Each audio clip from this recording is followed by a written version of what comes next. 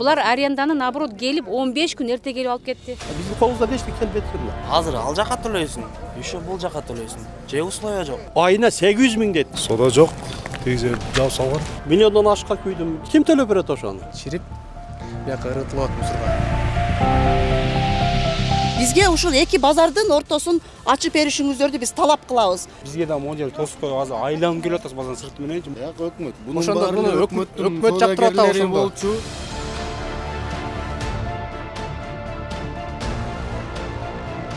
Каалагандан же ойногондо силерге интервью берип сүйлөп аткан жокпуз да. Эки киши мына эки кишинин чыры болуп атат, карапайым запкы жеп атат. Бизди кыйнап атат да. Жалпы карапайым элдин дагы укугу бар. Чоңдор кошулабы, жөнөкөй адам менен чечилбеген нерсе да базарды билесиңер. Булардын көйгөйү болгон мынакей ушул эки контейнер. Бул видеодон көрүп жаткан тасманын оң жак тарабы Сары Өзөн, сол жак тарабы Аксай базары. Ал эми ортодо турган темир контейнерлер эки базардын соодагерлери менен кардарлары бири-бирине өтпөсүн деген таризде жолду жабып турат. Жөнөкөй соода кылуучулардын айтымында бул жер буга чейин ачык болгон. Эки базардын кожоюндары пикир келише албагандыктан Сары Өзөн базары тарап бул жерди тосуп салган. Салмас Бечке кече күн TikTokко сиздин видеоңуз чыкты. Ушул базарда көйгөй болуп атканын, ошону көрүп, ошонун негизинде бул жака келип атабыз да. Бул Аксай базарында, Сары Өзөн базарында кандай көйгөй болуп атат, ошону айтып коюңузчу. Саламатсыңар. Негизи деген ооба мен TikTok тарткамын. Себеби дегенде бул жер жаңы жылдын алдында жабылган. Жаңы жылдын 5-теринде январдын ачылат деген, бирок ачылбаптыр. Негизгиси мондай башынан айтып кетип атканда, эми бул деле Кудайдын жери, бул деле Кудайдын жери да. Эки базар жанаша турат. Эч кандай бири-биринен акча албай эле койсо болот. Анан биз өзүбүз бул Аксайдын администраторуна кайрылганда, биз деди ай сайын 800 миң сомдон акча төгөбүз бул жака деди. Башында дагы 4,5 миллион берип ортону ачтырганбыз эже деди. Анан азыр биз бере албай калсак, ошентип ортону жаап таштап атат деди да. Мейли 200 миң эки базар келиш үчүн балким 100 миң же болбосо 300 миң алсын. Бирок 800 миң бул адамдын акылына келбеген иш да. Бул бир. Экинчиден, мисалы могул жерде бирөө 10 яшик мандаринге келет. Өтө чоң кыйынчылык бар да. 10 яшик мандарин алат дагы 2 коробка банан алыш үчүн базардан чыгып бул жагынан тетиги жагынан тегеренип кирип кайра алат ошол жактан. Бул бир. Экинчиден, анын ичинде машина жүргө турган вообще ход невозможно. Көчөгө чейин чыгып алган бүт бардыгы. Бул эки. Анан биздин көйгөйүбүз эки жак кандай келишет. Эми бул эки эле чоңдун колунан келген иш да. Биз карапайым адамдар кыйналып атабыз бул жакта. Экөө келишсин дагы ортону ачып койсун, биздин талабыбыз ошол да. Анан эгер бул талап дагы ишке ашпаса, биз азыр сүйлөшөбүз, эми эки жак келишсин. Болбосо биз анда дагы чоң жактарга барып арызданганга туура келет. Биздин талабыбыз ошол да. Бул жерде мен го сатуучумун, мен ордумда туруп сатам. Берде тачка деген бар, муравей деген бар, машина деген бар. Чоң мисалы бир спринтер толтуруп жүктөп кете турган адамдар дагы бар. Ошолордун бардыгына өтө кыйын да бул. Келишсин, ачып беришсин, болбосо биз дагы арызданчу жактарга барабыз. Буга чейин дагы ушундай жолу тосуп койгон болгон. Буга чейин 2-3 жолу кайталанган. Булар акчаны берген, кайра ачкан. Жайда дагы 2 жолу бул. Негизи могу жер мусор болуп эле жатчу. Эч кандай базар эмес болчу булар. Мусоркана болуп, муну ушул Сары Өзөн Аксайдын администратору тазалаткан. Аны үчүн дагы муну базардан куушкан. Аны бардык адамдар билет, му жерде Аксайда иштегендер.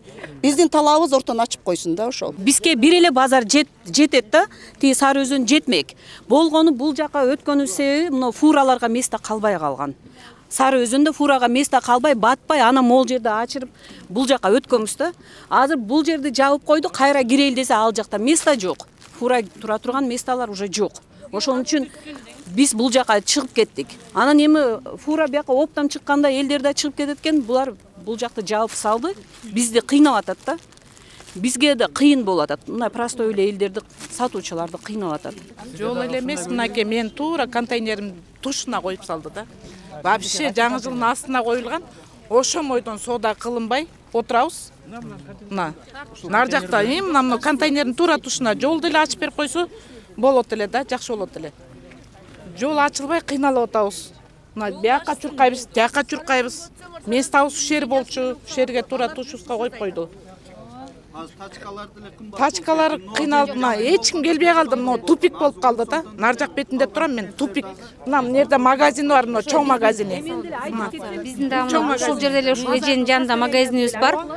Ушул жерде магазинге бизге деген товарлар кире албайт. кире албайт же чыга албайт же каягынан киришин да билбейт да. Мурда хотя бы деген ушул Аксайдан жакшынакай кылып кирчи эле, эми алар кире албайт, бизде такыр соода жок. Токтоп калган. Ошондуктан мына же өтө алышпайт, элементарно даже ошону каяктан кирсе десең кире турган чыга турган входтордун баары жабык болсо, конечно, ушундай болот да. Анан Аксайдын базарынын состояниясын баары ушундай ылай. Аксайдын болобу, тетиги Сары Өзөндүн болобу ушундай. Анан кийин бизге соода болбосо биз отура беребизби? Кичине элдин көйгөйүн ойлобосо. Бул жер деген оптовый рынокко жалаң грузовой машиналар келет, машина менен жүктөлөт, машина тонналап кетет. Биз деген скоропортпуз, биз деген бузулуп атат, бардыгы чирип атат. Мен мандарин сатам, мен мандарин чирип атат, сөзүн кыскасы. Бу жерде огурцы сатылат, лимон сатылат, бардыгы чирип атат. Бул жолдо болсо буу алган, могу баткактын немеси мына тизеңен келет. Сары Өзөндө шарт жок. Ошон үчүн биз Аксайга өтүп кеттик. Аксайда кенен мондай асфальт мынакей таза. Ошон үчүн биз ушул жакта соода кылабыз. Бизге жолду ачсын, могу баткакты тазаласын, шарт түзсүн бизге. Бишкектин баардык базарларынын баары тиги немелердин аренда платасын ылдый кылып атат. Эмне үчүн берди? Тиги аренда платасы да кымбат, анан еще дагы шарт жок. Эмне үчүн бизге шарт түзбөйт? Элдин немесин бууп атат берди. Соодасын бууп атат. Соода болбой калды. Мына жерди жаап койгону. Негизде бул жерге базардагылардын баардыгы эле мурда Сары Өзөндө иштеп анан бияка келишкендер. Ооба, ал жакта батпаганыбыз үчүн ушул жакка чыкканбыз. Жолду эле ачып койсун бизге, башка эчтекенин кереги жок. Требовать этпейбиз деле биз. Жол эле ачылсын. Эки кишинин чыры болуп атат. Ошондон айынан эле азыр Bir-birin көрө албастыгы эле көпчүлүк карапайым запкы жеп атат да. Болду ошол. Просто эле бул ортого акча сурап атат. Сары Өзөн базары бул Аксайдан. Анан ачып койгон үчүн эле. Ачып койгон үчүн эле булар акча алыш керек экен. Эми ал экөө кандай ачып койсо Сары Өзөн базарынын эмнеси кемип калат? эч нерсеси деле кебемейт. Просто бул жакта адам көп. Анан мейли биз ушунун баары көчүп бул жакка баралы десек, ал жакта невозможно. Бул фура батпайт жолго. Жолго чейин чыгарып аякка да кошуп алышкан. Мисалы могул жерде, биз эшке чыгып кете турган болсок, эки ходдон чыгабыз, эки чоң жолго прямо чыгып кетебиз Фучикага. Кенен мына фуралардын астында канчада место турат карагылачы. Ал жака мындай фура койгонго болбойт, невозможно. Базардын ичине. Он фура да батпайт. Батпайт. Негизи Сары Өзөн базарында соода кылгандарда талап жок, бул жолду жапкыла, биздин соодабыз жүрбөй атат деген. Сары Өзөндөгүлөр деле жолду ачкыла деп эле атат. Мисалы бизден мандарин алгандар ал жака барып банан алат. Азыр ал жака дагы барып сурасаңар болот. Бардыгынын эле талабы эки капталдын тең. Жолду ачыш керек. Келген кардарлар деле ал жака дагы барат, аларды бере келет.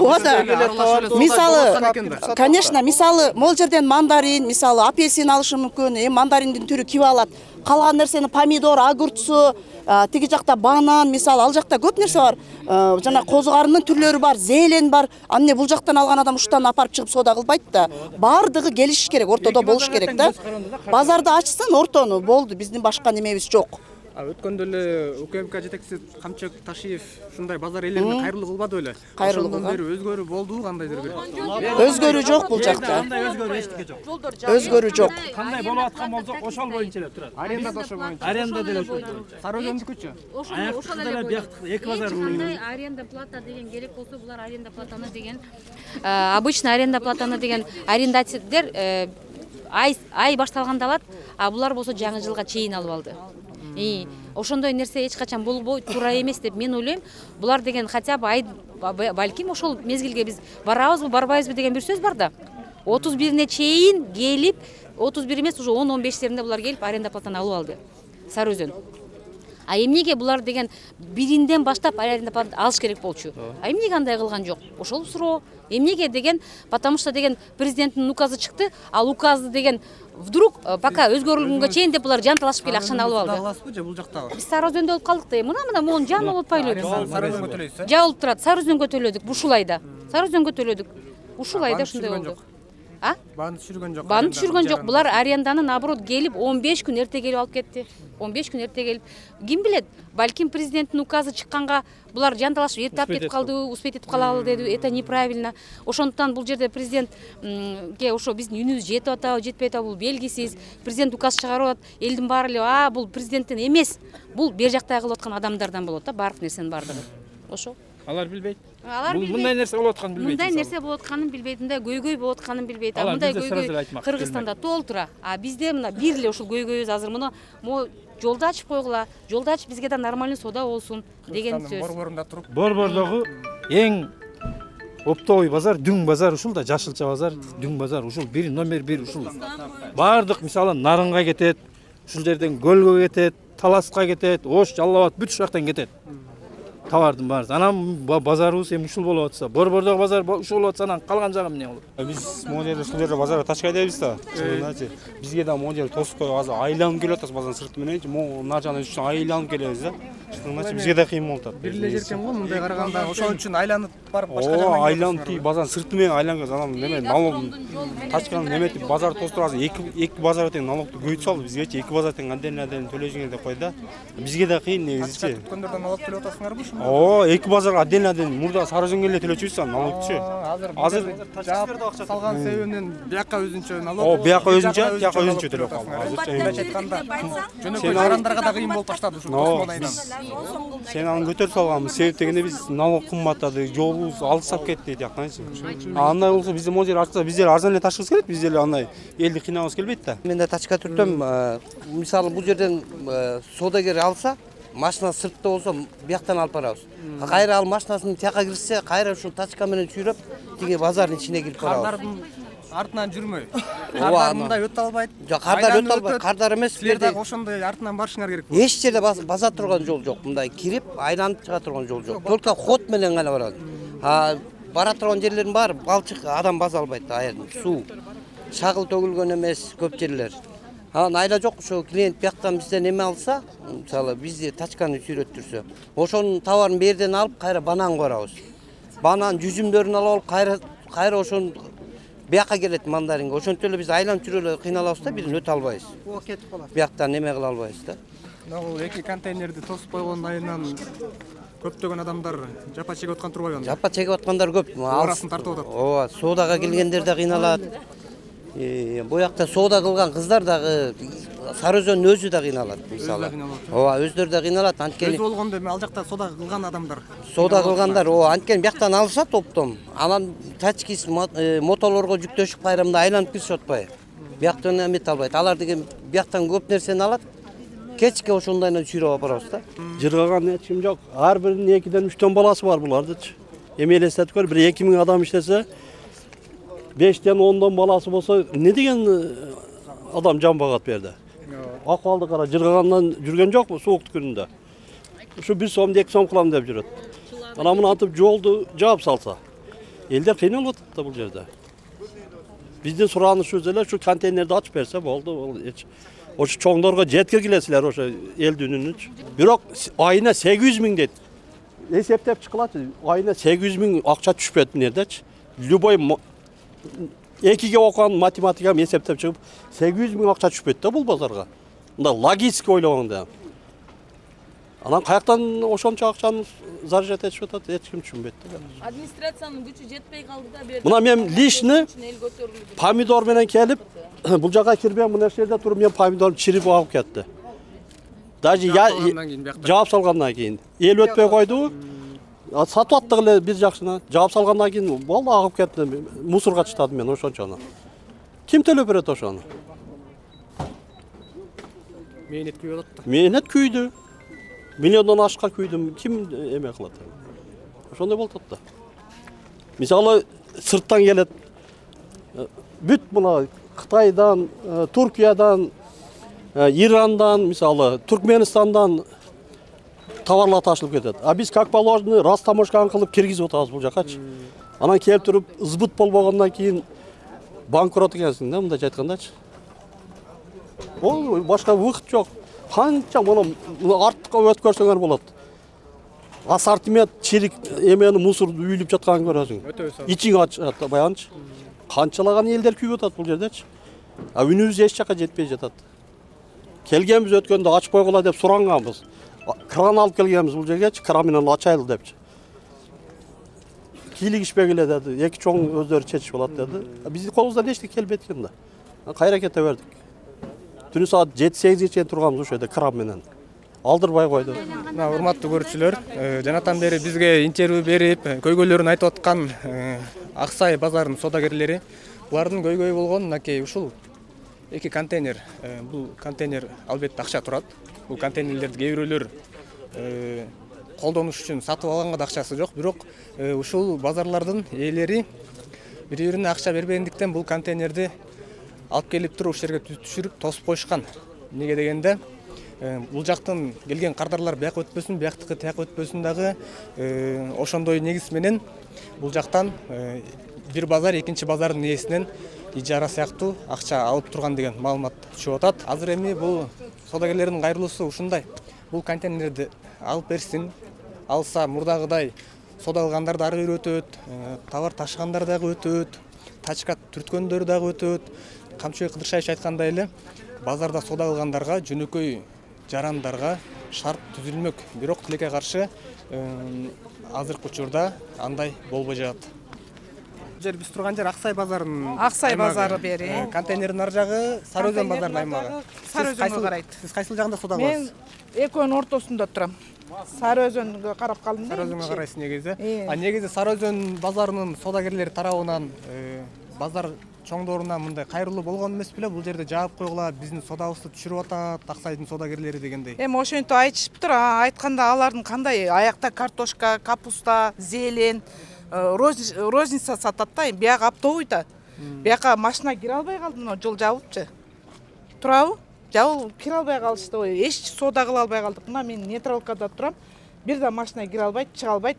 Жаңы жылдын астында жабылган. Ошо менен мынакей сода кыла албай, бир фура эми огурцум чирип кетти. Огурцуну ушул жака киргизип бергиле деп Сары Өзөнгө өтүнсөм, места жок. Бир фураны киргизе албай анан. Могу контейнерлер Сары Өзөн базарынын содагерлеринин талабы менен тосулдубу же андай болгон жокпу? Жок. Экөөнүн неме базаркомдор чечише албай, бияк карыз дейт. Ошон үчүн жаап салдык дейт, арендасын төлөсүн деп. Наркыларга сурансак, бияк төлөсүн ачабыз дейт. Ушундай вопрос. Содагерлер арасында мындай жок. Жок, андай содагерлер андай неме болгон жок. Келип токтогонда канча болду байке фура? 3 күн болуп калды го. 3 күн болуп калды. Эмне полный турат койчу, сода жокпу? Сода жок. Тегизе жаап салган. Тиги тосмон айынан ба? Мандариндер дагы эми канча күнгө чыдайт? 3-4 күндөн кийин холодильникке түшүрөбүз го дейт. Холодильникке кайсы жака түшөт? Артыбызда холодильниктер бар. Холодильниктер дагы уже толуп калды негизичи. Ошол контейнерди алдырып койсо жакшы болот эле. Ичинде сода кызып. Таасири катуу тип атыптыр да бул контейнердин. Ооба да, конечно. Бүт баарын эле. Булар 2-3 күндөн кандай болуп чирип кетеби такыр эле? Чирип кетет, Чирип кеткен товарлар артында турат, көрсөтөйүнбү? Сиздикиби ал дагы? Ооба. Многуларбы, жүрүңүз көрөсүз. Меники эмес, деги сесет этти да. Сода жок, ортон жаап салган. Негизи мандариндерди кайдан алып келесиңиздер? Мандариндер Кытайдан азыр сезон. Кытайдан. Булар азыр Ирандык. Таможнядан жанагындай салыктын баарын төлөп, бүт баарын кылып, конечно. Доставочкаларына алып чыгабыз да. Бул жака эми морозильникке түшүргөн дагы акчабы? Ал жака да төлөйсүңөрбү? Төлөйбүз да. Морозильник жерине төлөйбүз. Бул деле биздики. Бир жума болуп калды го дейт. Бир жума. Водительдер түшүргүлөр. Негизи бизге 3 күн эле сурак да. Акырын жумшар баштаптыр эми. Булар дагы таштанда кырып аткансыңар айла жок, Айла жок. Контейнерди алдырса, ичинде сода кыйын болот да. Канча эки фураны өткөргөнгө мисалы таможнядан канча акча төлөйсүңөр салык? Ар кандай. Сол жол менен канча болот? Бул жолдун өзүнүн тарифтери бар, ошого жараша төлөнөт, Бул товарлардын ээси сизби? Ассаламу алейкум. Канча күн болду бул эми фуралардын келип турганына? 3-3 күн бүгүн. 3 күн. Сода кандай болуп атат? Сода жайын, эл жок болуп атат. Эл жок болуп атат. Элдин жогу эмне бул тосмолор тоскон үчүнбү же андан эмеспи? Айтып болбойт эми тосмо, ошо киши кире албай атат да, машина өтө албайт, кайрыла албай атат. Эми бул товарларыңыз канча күнгө чыдайт эми? Товардын чыдамы 3-4 күнгө эле чыдайт, андан көпкө турбайт. Буларды кайда калтырасыз? Зелендер основной болчу. 2-3 күндө эле эметет, бузулуп кетет. Кайда калтырасыз эми буларды эми? Yok, ayda yok turabız ama satış gerek yani yapış gerek. Nasıl da ama sevgi maşına tutar, açkan böyle. Buzulup ketkenler болот да, ырыткандар болот да? Болот да, конечно. Тосмо ачык убакта сода кандай эле? Жакшы болуп аткан. Жакшы сатып атабыз. Жакшы сатып атканбыз кетип. Азыр эми билбейм, мен ошо жаңы жылдан кийин тосулуп калды. Туруп калдык да. Урматтуу көрүүчүлөр, эки дөө кагышса, ортодогу чымын кале жаман дегендей. Азыркы эле байкебиз айткандай товарлар соода жоктугунан чирип, бияка ыргытылып мусорго. Мынакей. Азыркы байкебиз айткандай эле ушул окат менен булар күн кечиришип, ушул окат менен булар үй бүлө багышып, ушул окат менен дагы салык төлөп, мамлекетке жардам кылмак. Бирок тилекке каршы эки базардын ээсинин ушундай кандайдыр бир талашынан улам ортодо карапайым соодагерлер жапа чегип атат. Бул жак Сары Өзөн, бул жак Аксайда. Мисалы бияка биз аренда төлөйбүз. Мотолор, мото мынандай. Кирип чыккан үчүн. Жок, кирип чыккан эмес. Айына төлөйбүз. Мурда бир эле төлөчүк. Мотоң алып кой. Мурда 1200 төлөчүк. Азыр ал жака төлөйсүң, еще бул жака төлөйсүң. Же условия жок. Кечинде мисалы мото өчүп калат. Үйгө сүдүрүп алып кетесиң. Калып калат, иш жок. Аренда калгандар бар мото. Күндө 800 берет арендага. Күнүгө 1,5 миң иштесе, тамак аш жеп атпайбы? Көбүндө семьясы бар мисалы. Ансыз эле эмет атпайбы? Же экөөнө бир эле 1000 сом алып койсо эле условия, же бир жерге точка токсая турган алып койсо, адам иштейт да, жылаянсы менен. А биз ошон үчүн биз тарифти кымбат салганбыз азыр. Мурда 5 сомдон тарса, 10 сомдон ташып калганбыз. Ортодо жөн эле. Еще иш жок, азыр отурабыз жөн эле. Бул жерде ошондо бир контейнердин айынан бардыгы өлүп атты. Силердин налог көбөйдү. Анын себебинен силердин ташыган жүгүңөрдүн баасы көтөрүлдү. Анын себебинен кардарларды алып аткандагы кымбаттай түштү деп. Ошо эки адамдын айынан бул жакта. Эки эле адам айынан бардыгы ошол болот да, кыскасы. Аз убакыт алып коёт да. Бир рейс нары карап өтүп калсаң эле обед болуп кетет.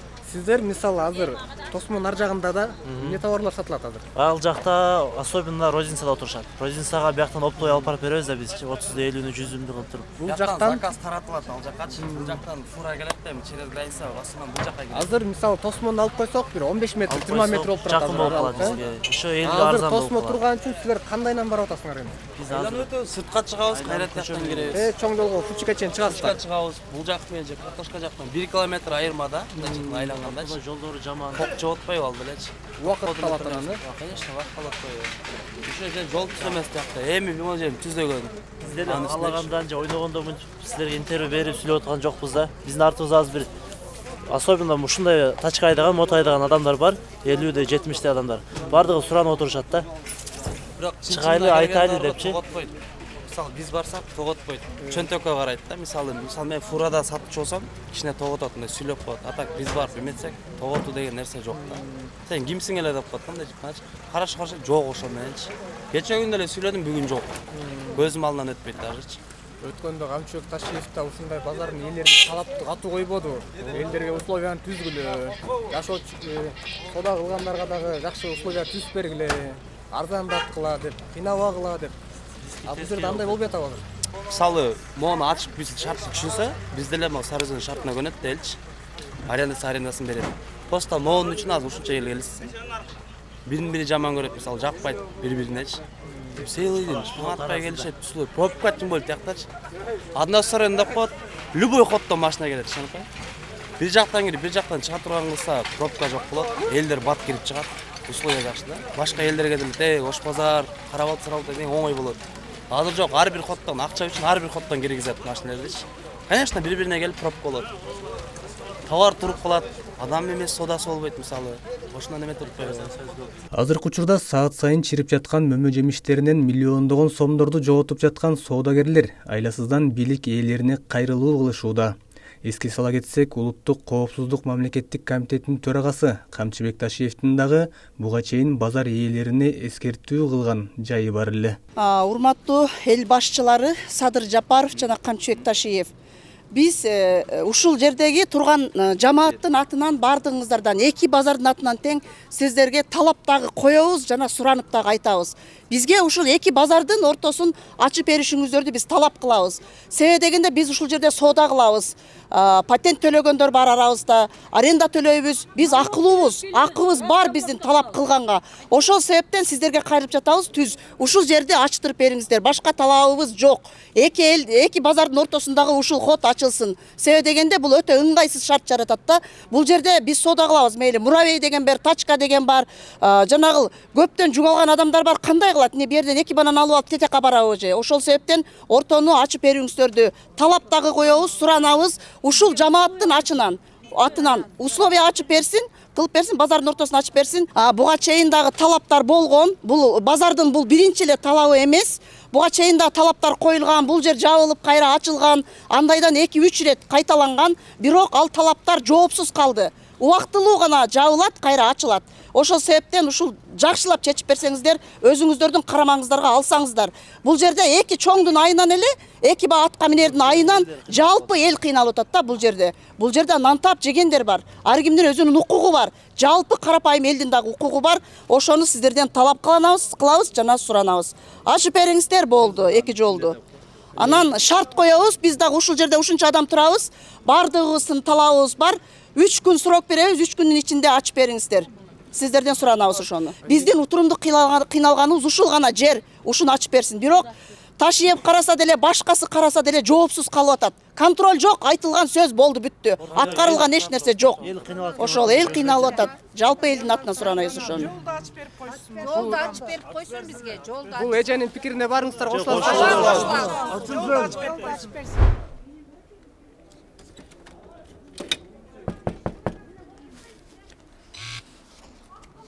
Бул базардын администрациясы деп турат.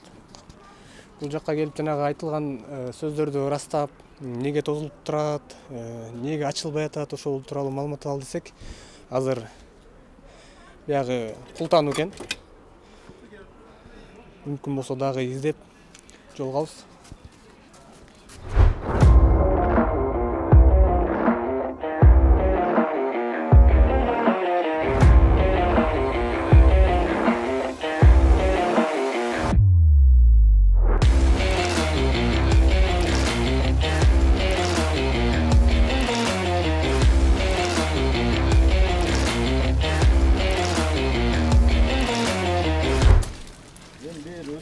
Частный территория. Бул частный базардан баштап. Силердики жеке менчик кызыл китеп мененби? Же фуге карайсыңарбы? Биз өкмөттүкүбүз. Өкмөттүкү. Биякчы? Бияк жеке, өзүнчө частный да. Биякта тургандардын баары ушуну жеке менчик базардын соодагерлери, бияктыкы өкмөттүкү. Бияк өкмөт. Бунун баары өкмөттүн соодагерлери болчу. Просто ошол өкмөттүн базарын частный базарга оодарып атышат да. Суть ошо. Азыр границаны кааласаңар көргөзүп баарын түшүндүрүп берейин. Эмнеден кеп башталган? Ноондан да ушул тосмодон. Ошондо өкмөт тостуруп атабы, тосмодон? Бул тосмо эмес. Бул просто өзүбүздүн граница жабылды. Бир тосмодо болгон эмес, бир жерде собственный складтар болгон. Ошо склад ачык турганды отпой, ошого жок ачык болгон эмес. Ачык болгон, эч качан ачык болгон эмес. Бир эч качан ачык болгон эмес. Берге ар ким келип кошулган себебинен ар кандай эми. Бул жерде машина өтчүмөспү такыр?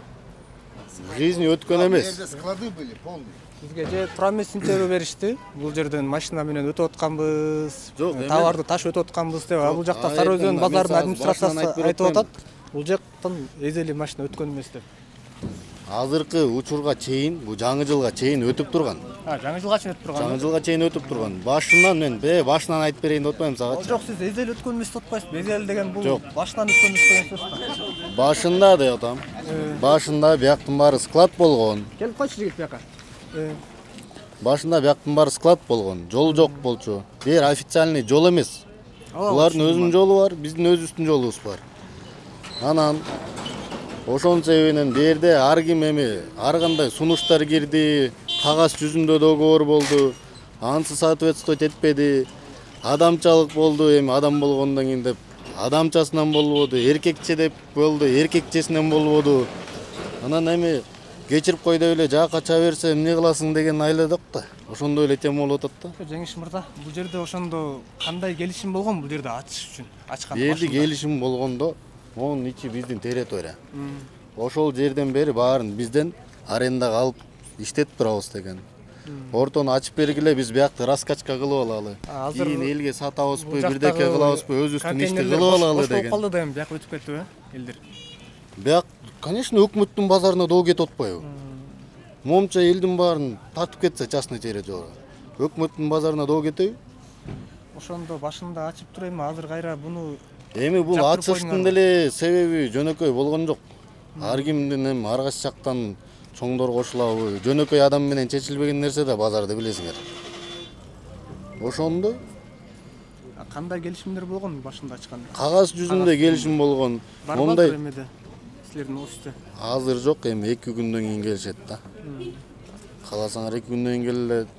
Кагаздарды көргөзүп беребиз. Маалыматтарды чыгарып берелик. Андан кийин дагы келип туруп силер менен дагы кененирээк маек. Ошо үчүн айтып атам да мен силерге бир тармакты эле карабай, эки тарапты тең карап, анан туурасындай справедливо болот дегеним да. Бирок бул жерден эзели машина өткөн эмес деп башкача айтып койдуңуз эле.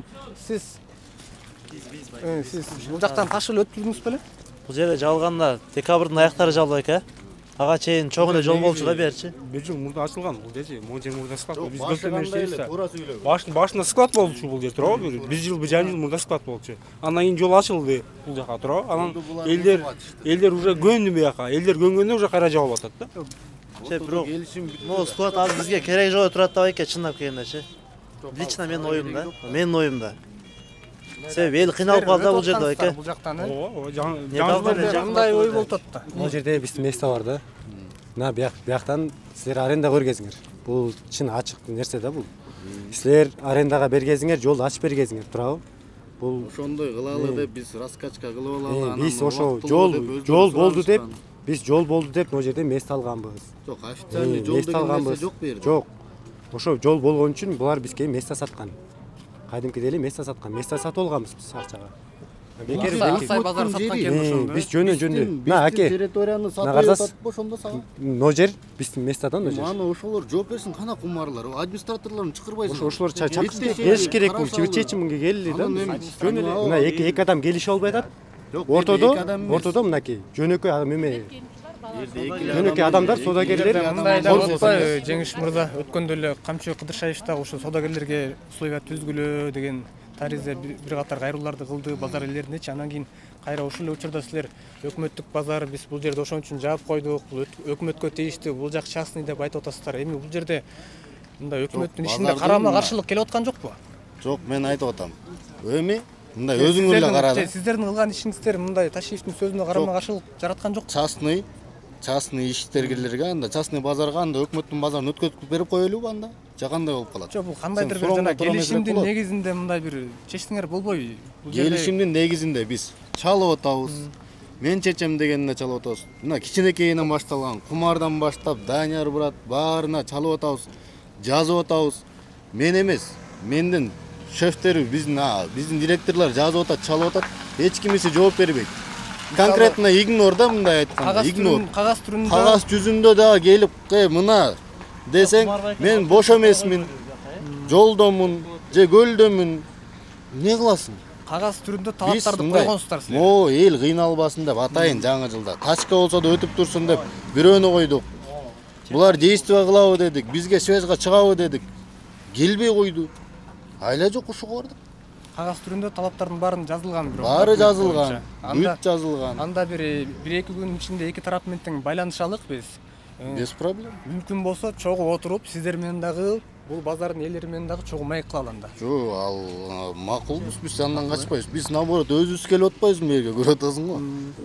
Сары Өзөн базарынын администрациясына келди. Биз буга чейин дагы Аксай базарынын администрациясына барганбыз, бирок ал жак менен байланышуу, жолугушуу мүмкүн болгон жок. Эми мындан бир 2-3 күндөн кийин сиздерге эки тарап менен отургузуп туруп, бир кененирээк ушул тосмолор кандайча туруп калган жана эки тараптын келишими кандай болгондугу тууралуу маалымат беребиз.